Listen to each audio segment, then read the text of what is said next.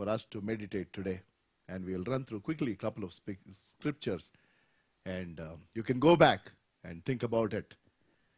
Looking at this so-called fast generation that we are all in, including you and me, while we have seen different generations. And every generation now is exposed to something called receiving instantly, right?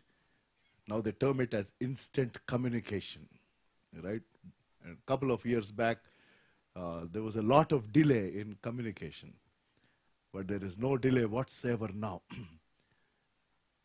And people are used to getting everything on their fingertips, courtesy this great device here. It was started, I guess, just to facilitate communication between two people. Now, more than communication, there are a lot of things happening within this small one. And it will continue to get further loaded.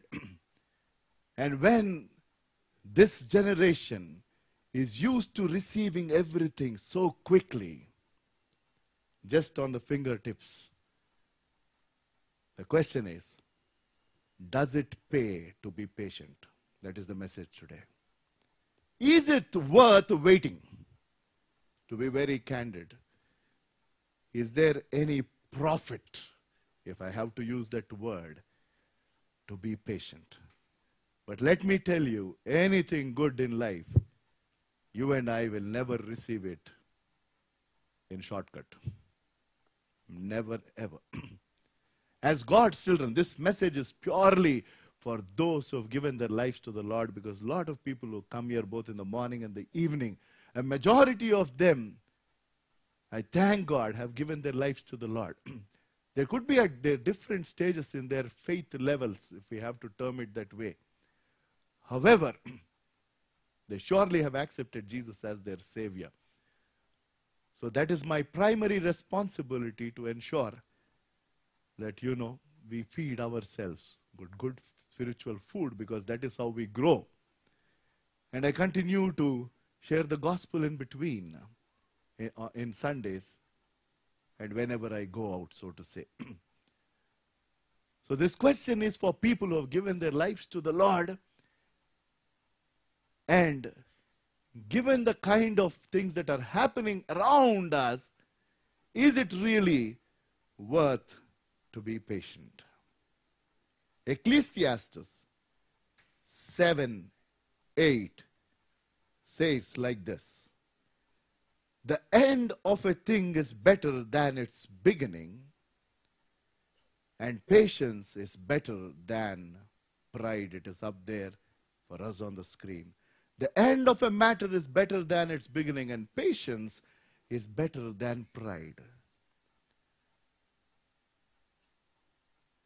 Stephen Covey, one of the great management gurus, and there is a big institution that runs trainings under the banner of, Covey.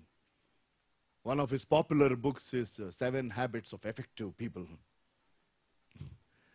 Brother from L&T, Krupanand, is smiling. So, so I've gone through all of this, Pastor Garu, and a couple of us. Of the many and all these great people, so-called, I don't have anything against Stephen Covey per se, or anybody else. And they continue to give excellent quotes which kind of influence people, right? And of the many that he told, there is one that comes to my mind as I looked at this, about patience. He said, be patient with yourself. This is not from the Bible, this is from Stephen Covey. He said, be patient with yourself.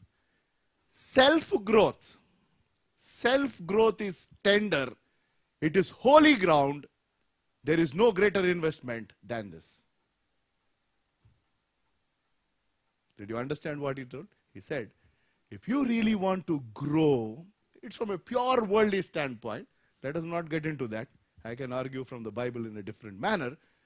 But from a secular world, this great man is saying, if you really want to grow, or if you want to be really successful, you need to be patient with yourself, because self-growth is tender. You understand the word tender? Anything that is tender should be handled with care, right? So he is telling you, handle yourself with care, because there is no greater investment than investing in yourself. But what I say is, we need to invest ourselves in others. That is what my Lord taught. The more we invest, Jesus came into this world to invest in others, not in himself. Right?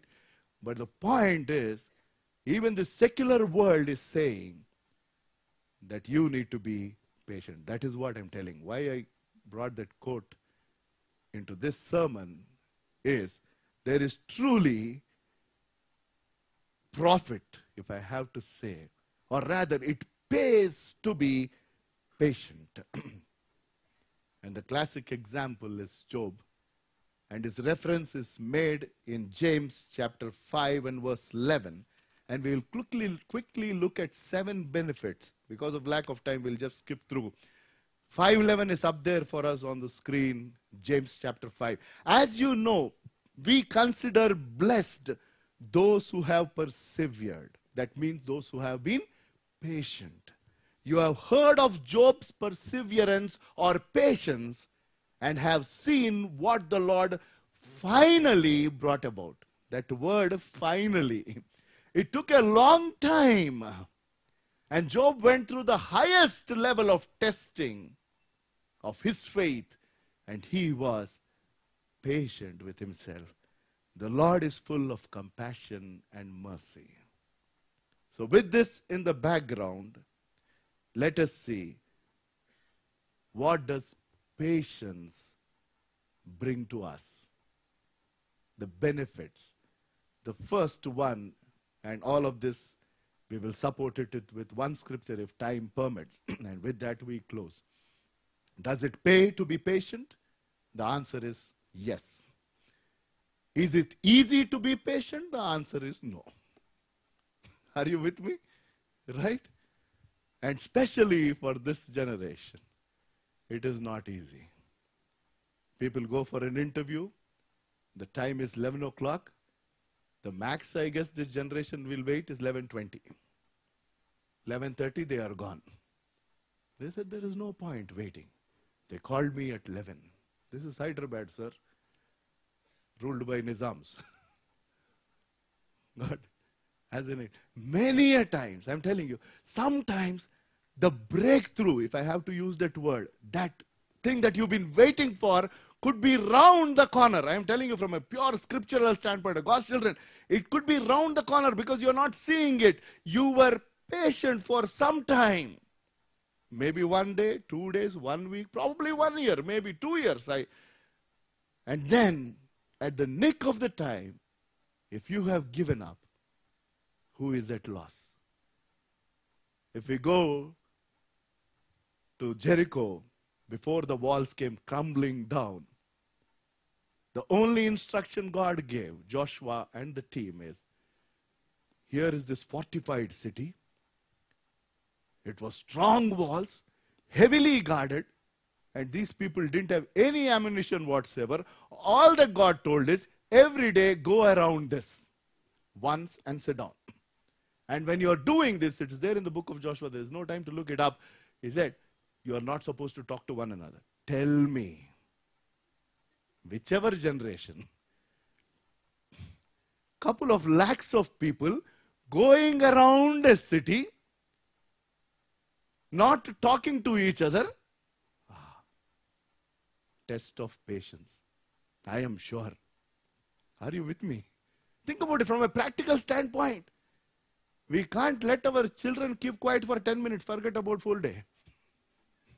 Right?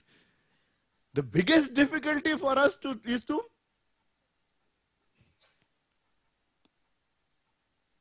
one, second day. But when the 7th day came, God said, now it is 7 times. Just imagine, 7th day after 6th, if people said, we are not going to go around the 7th round. That's what I'm saying. You've been patient for 6 days. You've been patient the final day. Instead of 7 rounds, at the 6th round, you gave up. And that is what happens when we give in to pressure and say, Lord, I have had enough. Classic example is Abraham. When we meet him in heaven, we sure will, whoever is his children, I'm sure he will tell the story for sure. I lost my patience and my Ishmael had come. You know what is happening. It's going live. It's not right to talk about Ishmael and Isaac. For sure. Some people understood who Ishmaels are. Not Ismail.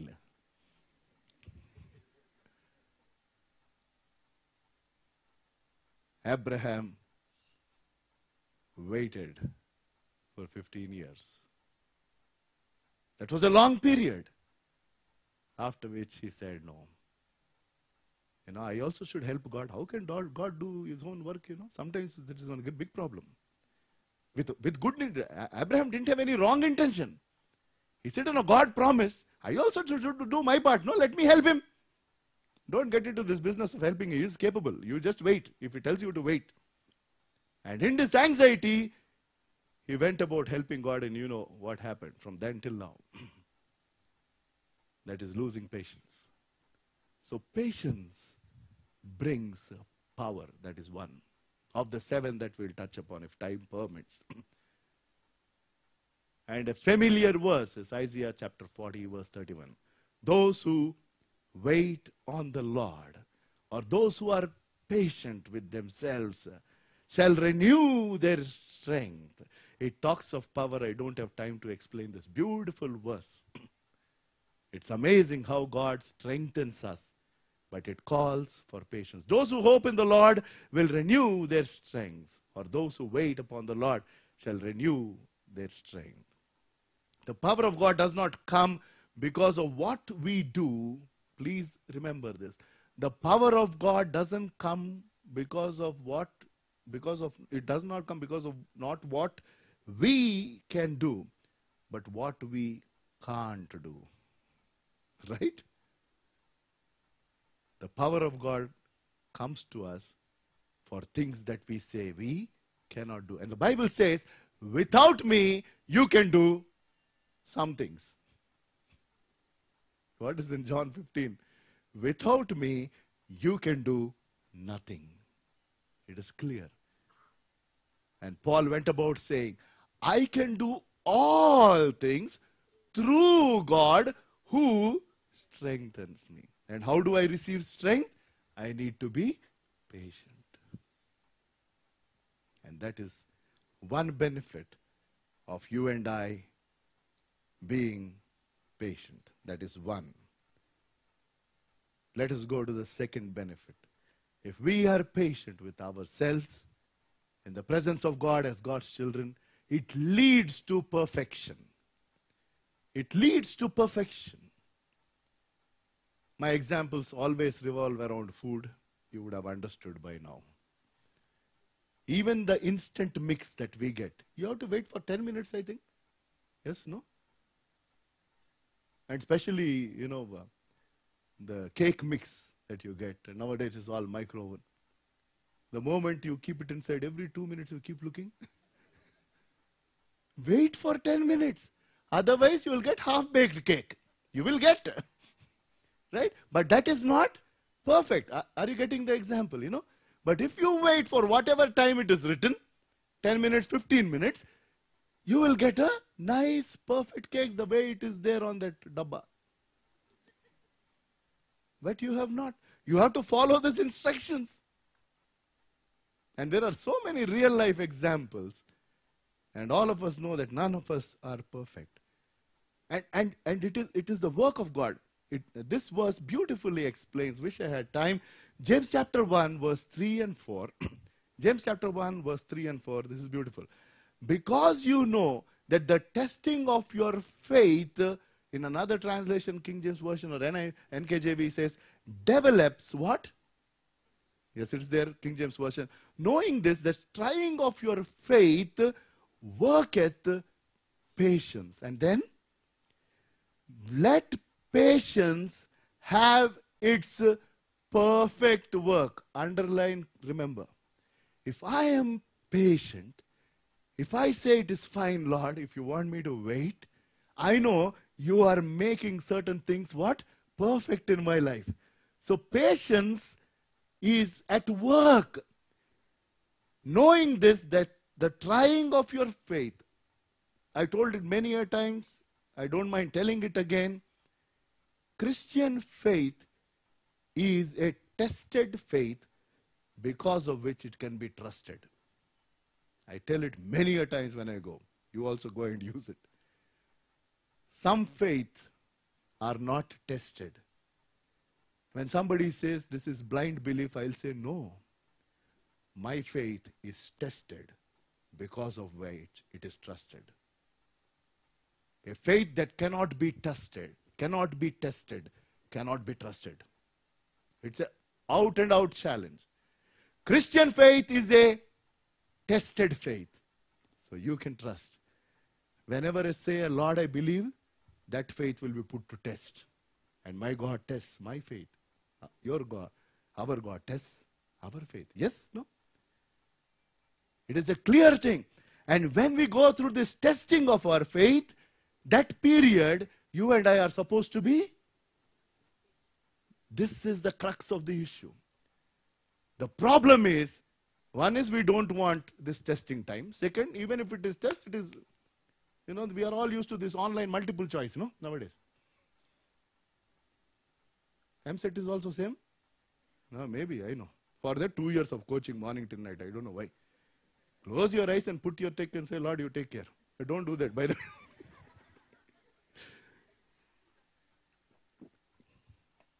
Next day, parents will not send children to this church for sure. He said, we thought this pastor is fine. What is he telling?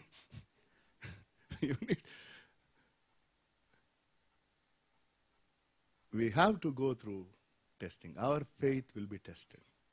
But the best part is God clearly told that he will not give anything out of portion. Yes, no? Yes. He said, yeah, it is not written in that manner, but he is clear. Why? He is a righteous God. He is a God of justice. How can he do injustice? Only the point is I don't even learn. So where is the testing? Some people might wonder, what testing is he talking of? My life is happy. There's a problem. If we are growing, I'm telling you, compare it to your education, so to say. And that if you want to get into the best of the universities, you have to go through simple tests. Huh? GMAT, GRE, and all very simple, sir. If you want to get into the IIMs and all, I don't know what kind of testing happens, but we all know for sure that if you want to get into the best of the B school, so to say, or if you want to get into the best of the corporate world, they already have a benchmark. They say all through your, from 10th to whatever, you should be above 70%, as an example. And somewhere if I go, I don't even have the opportunity to apply. Forget about whether I will be shortlisted. That's a different story. If you're aiming high in your spiritual life, it will not happen overnight. God says you walk in the light of what you know. And whatever little you know, God is telling, I will test you. And I will ensure that you pass through this. And then higher. That's how Abraham became the father of faith. Because he was tested to the highest level. There is nobody else who was tested.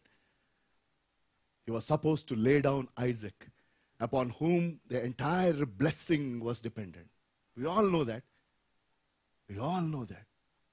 It amazes me even now. If I were to be in that place, and if God speaks to me, I would have never treated it as God's voice. I would have said, this is guarantee Satan, there is no doubt. How can he ask my only son, the son that was given by God himself, hey Satan, get back! Right? Why? I'm telling you why. Because Abraham knew the voice of God. That is what God taught me. There was no confusion. He didn't understand. This was exactly against to the nature of God. I'm telling you, our God is a God who never asks human sacrifice. Refer the Bible back to front. Nowhere. This was the only time he asked to test, but he never ever wanted human sacrifice. No. So God is asking something that is against his nature. But Abraham, Lord, if this is what it is, I will. That is the highest level of testing. And praise God, Abraham, what? He got 100 on 100. Knowing this, that trying of your faith, what? Works patience in our lives. Let patience have its perfect work in your life, that you may be perfect and entire, wanting nothing. This is beautiful. Tell me, half of our prayer list, Lord, one car, when will the second one come? Or so on and so forth. But if we are patient, he is telling, we will get what he wants us to get. There were two malls competing with each other. Each one is opposite. Generally, they are opposite to each other to attract customers. And each one had great advertising and marketing teams. So they are coming up with excellent slogans and captions to attract customers. So one day, one mall put up this board across, big banner saying that if you want it, we have it. Huh? It's an open statement. Whatever you want, we have it. People can think of anything. So obviously, they were waiting for the gates to open and everybody's rushing. This mall is empty. You want it, we have it. I want a bicycle, it should be there. I want a scooter, it should be there. I want a shirt, it should be there. I want tomatoes, it should be there. Whatever, right? Now these guys are going crazy. So there was an intelligent fellow here in the opposite mall. He also came up with a board. He said, if we don't have it, you don't need it.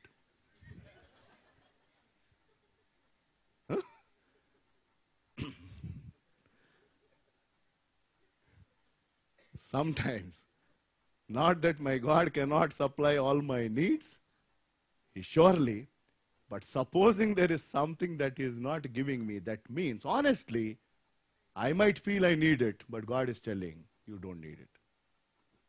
That is the bottom line. We need to reach that level of spirituality. Saying that, Lord, because his word says, I will take care of your needs, not wants. Wants are, ye dil mange more Pepsi. They mangega more. Right? There is no end to the wants. But God is telling, I will take care of your needs. My God shall supply. Bible is clear. There is no confusion. My God shall supply all my needs. But the point is, these needs are changing. You need a mobile phone. Yes, maybe. But you don't need a S5, S20, whatever. I might have a mobile, but I am not happy. Because I see somebody else, no? They say, Lord, you have not given. God is telling, I already gave you a mobile. But my desire is something else. So that is the second one. We probably will not cover everything though.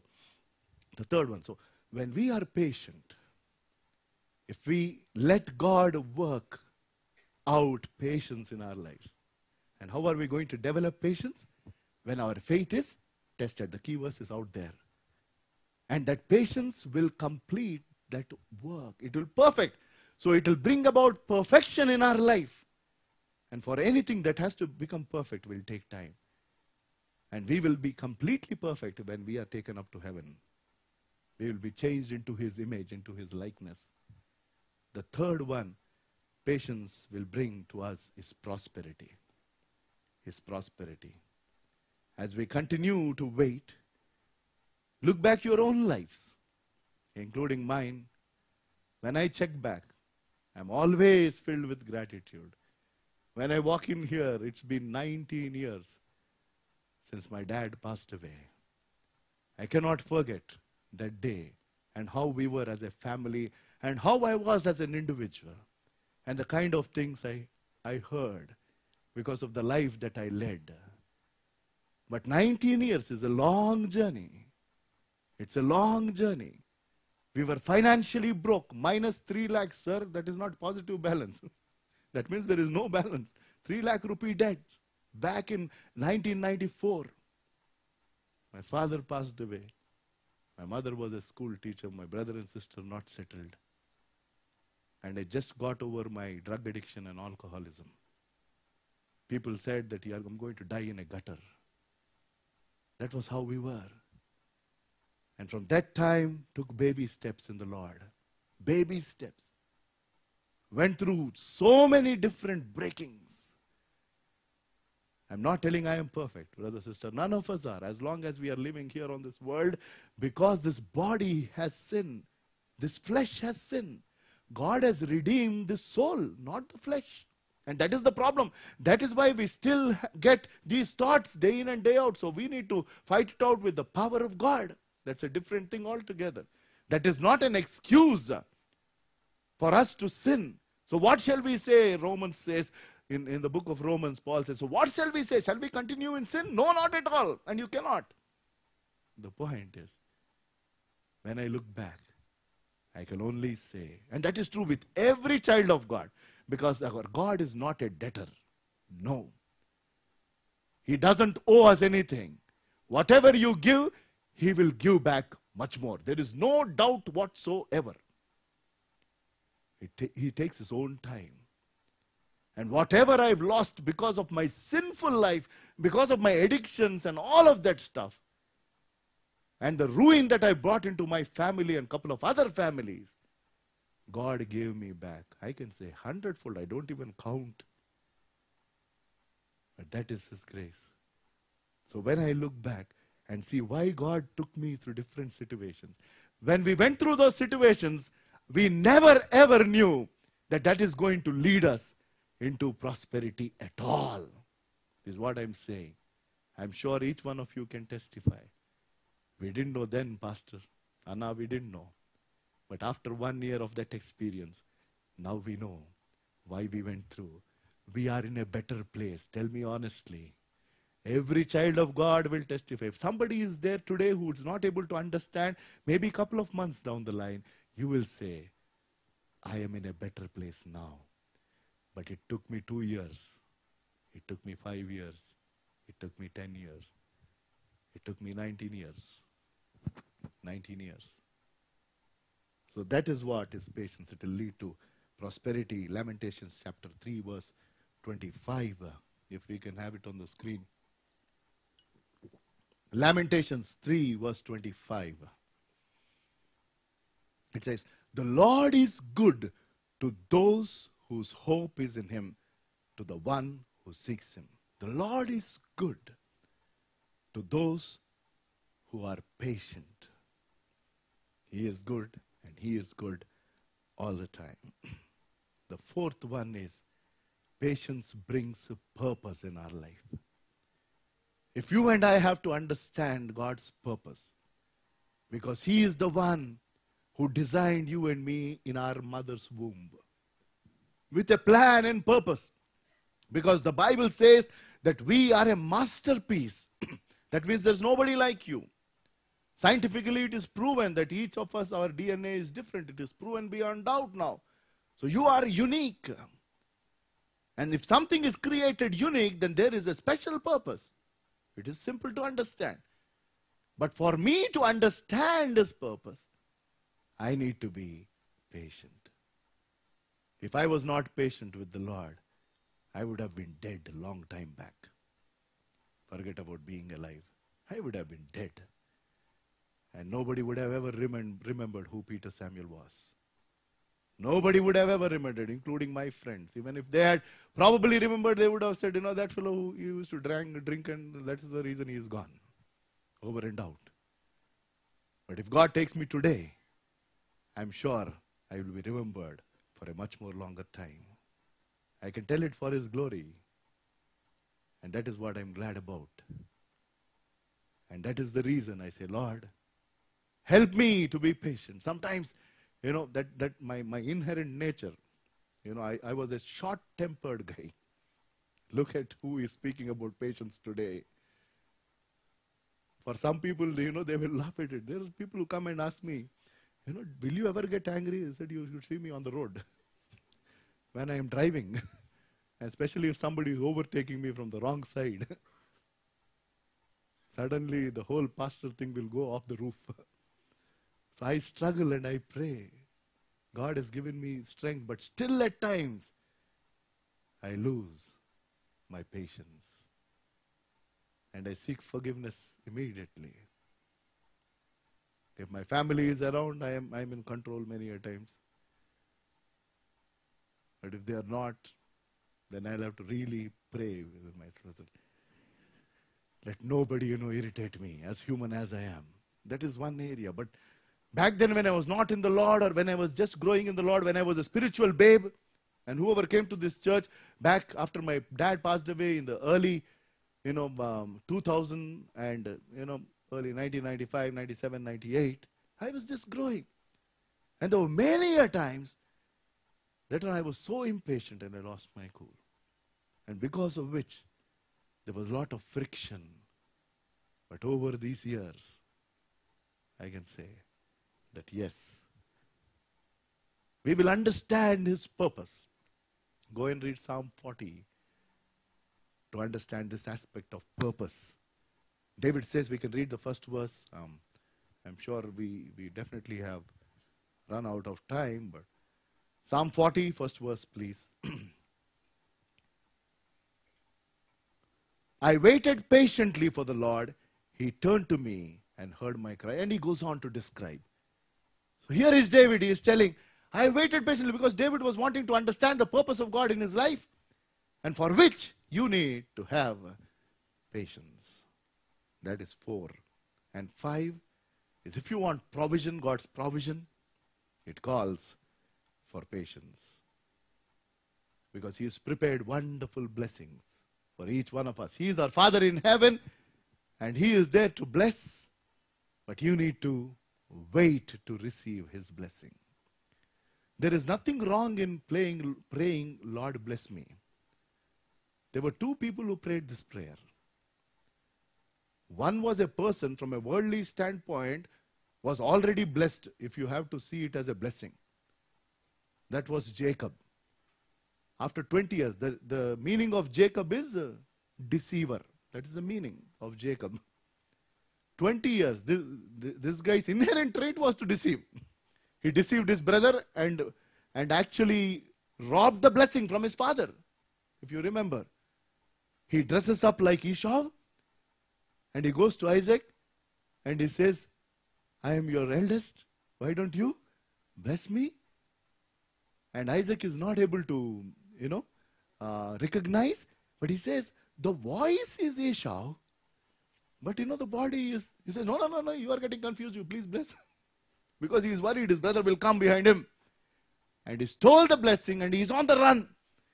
20 years he is away. And his father-in-law is another big schemer. And it's excellent between father-in-law and son-in-law. If you want to understand that, go there once. So he is another master plan. He comes up, whatever, in all of this, Jacob amassed good wealth. And when he went there, love at first sight, I don't know. He liked generally I don't know why they don't like the first. He fell in love with the second. And the father-in-law said, you work for 7 years, and Rebekah is yours. And when he is ready to get married, he told, okay, you get married. And next day morning, he realized it was not Rebekah, the one whom he loved. He said, no problem, there is buy one, get one free. Whatever. You take Leah anyways. And next, this man's love is so strong. Excellent patience he has shown there. He worked for 7 more years, 14 years for his love. And now with 2 wives and all, he is coming. Why I told this is, there he is all alone in Penuel, and he is fighting with God. The only prayer, 1-line prayer was, unless you bless me, I will not leave you. You know what? After 20 years, after 2 wives and all of this wealth, Jacob realized he still didn't receive what actually God wanted to give. That is the crux of the issue. So he wanted God's blessing. And that is what you and I need. It is what he kept in store for. He is my Father in heaven. He has kept. The problem is you already have your list. Once you keep this list aside and you say, Lord, what is your list? But we don't go there. The second person who prayed this prayer is the name Jabez. He said, Lord, bless me. And he told a couple of things. But the beauty of these two prayers is, they told bless me, and after that they didn't say anything. The problem with us is we don't stop there. We say, Lord, bless me. Now I am in Cognizant, take me to Microsoft. If possible, end of October, and it's already delayed. Lord, bless me, ensure that I get 15% hike. And I don't want this Pulsar, I want to get something else. We will tell how to bless, when to bless, how much to bless, and what to give and bless. What else he will do? If you tell everything, what is he that he's supposed to do? Are you getting the point? When to bless, how much to give and bless, what to give and bless, and why you should bless. Everything is set. All that you need is signature. Tomorrow you will do forgery. But because we are God's children, we are careful. Lord, please. Morning to evening, this is the same story. Lord, bless. I'm telling you, every day you say. Honestly, take it. You say, Lord, bless me. How you are going to bless, when you are going to bless, with what you are going to bless, I am not bothered. But I want your blessing. I am telling you, your life will turn around. Just forget about this list. You say, Lord, I want. For which you need what? Patience. Because he knows what to give, when to give, how much to give, and he always gives in abundance. There is no doubt. Tell me one passage where God said, for today you adjust.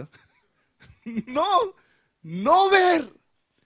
He gives, but the problem is, we have our own list. He said, Lord, no problem. You have so many people, in the line. You give me the small things. These are just small things. He is asking a big car. I'm just asking small nano. Whatever. I can go on. This is something that we need to develop. It brings about so many things in our lives. So many things. The sixth one is promises from God. Hebrews chapter 10 verse 35, 36. We've in fact covered the cover 7. Wonderful. Hebrews 10, 35, 36. The sixth thing that patience brings to us.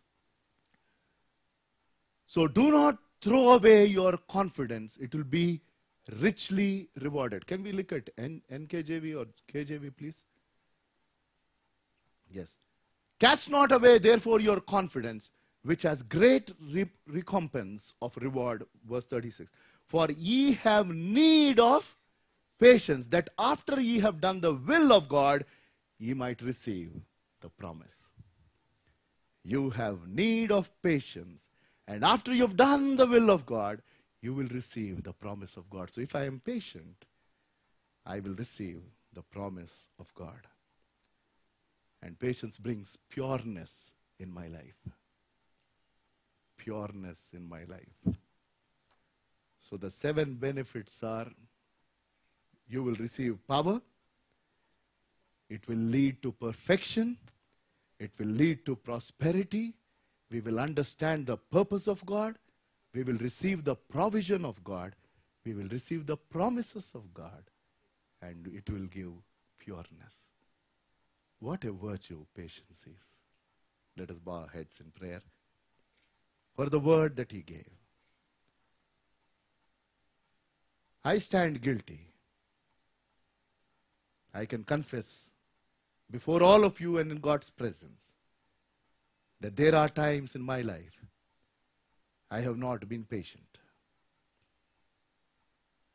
The loss could not be as severe, but it did lead to some loss for sure. We as God's children, God's word is commanded that our faith will be tested. And through that testing, we receive patience. And patience, when it works, it will lead to perfection. And there are so many other benefits of being patient. In this time of prayer, we should say that, yes, Lord, it is not easy. So let us seek His strength. And God was saying, if you wait upon the Lord, if you're patient, He will renew our strength. If there is one virtue that we need to desire, it probably is this. And say, Lord, help us to get over our impatience in our day-to-day lives. Father in heaven, we thank you and praise you. We honor and bless your name. Thank you for speaking to each one of us and for revealing yourself all over again. It truly pays, O Master, to be patient. But at times, we acknowledge, O Lord, it is painful. But help us to remain steadfast and persevere. We thank you for your word once again. In Jesus' name we pray.